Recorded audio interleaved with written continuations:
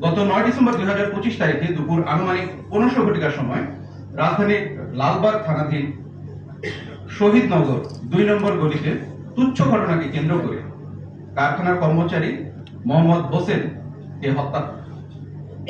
উক্ত ঘটনাটি বিভিন্ন প্রিন্ট ও ইলেকট্রনিক মিডিয়া প্রচারিত হলে এলাকায় ব্যাপক চাঞ্চল্যের সৃষ্টি হয়। উক্ত ঘটনার সাথে জড়িত আসামিদের গ্রেফতারের লক্ষ্যে র্যাব গোয়েন্দা নজরদারি বৃদ্ধি করে।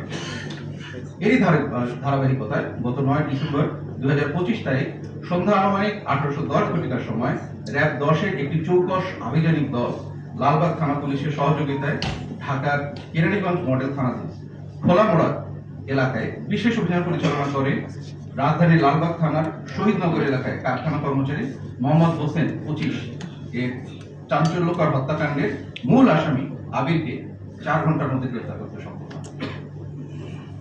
প্রাথমিক অনুসন্ধানে জানা যাচ্ছে ঘটনার সূত্রপাত হয় তার আগের রাত অর্থাৎ 8 ডিসেম্বর 2025 তারিখে শহীদনগরস্থ 2 নম্বর গলি দিয়ে ভিকটিম মোহাম্মদ হোসেন তার বন্ধু নীরব যাওয়ার সময় স্থানীয় আবির নীরবদের হাতে থাকা লোহার পাইপটা চেয়ে বসে।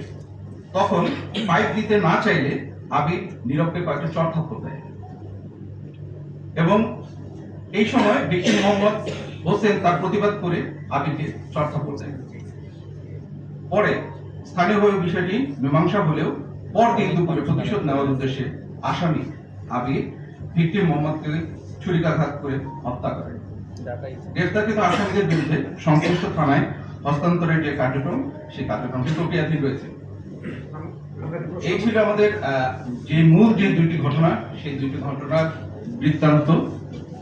আপনারা দেখতে পাচ্ছেন যে রাজধানী ঢাকা সহ দেশের বিভিন্ন জায়গায় এই ধরনের বিচ্ছিন্ন ঘটনাগুলো যেগুলো ঘটছে এগুলোর বিরুদ্ধে র্যাবের অভিযান, র্যাবের যে আভিযানিক দল, র্যাবের 15টি ব্যাটালিয়ন এবং র্যাবের গোয়েন্দা কার্যক্রম সার্বক্ষণিকভাবে চলমান।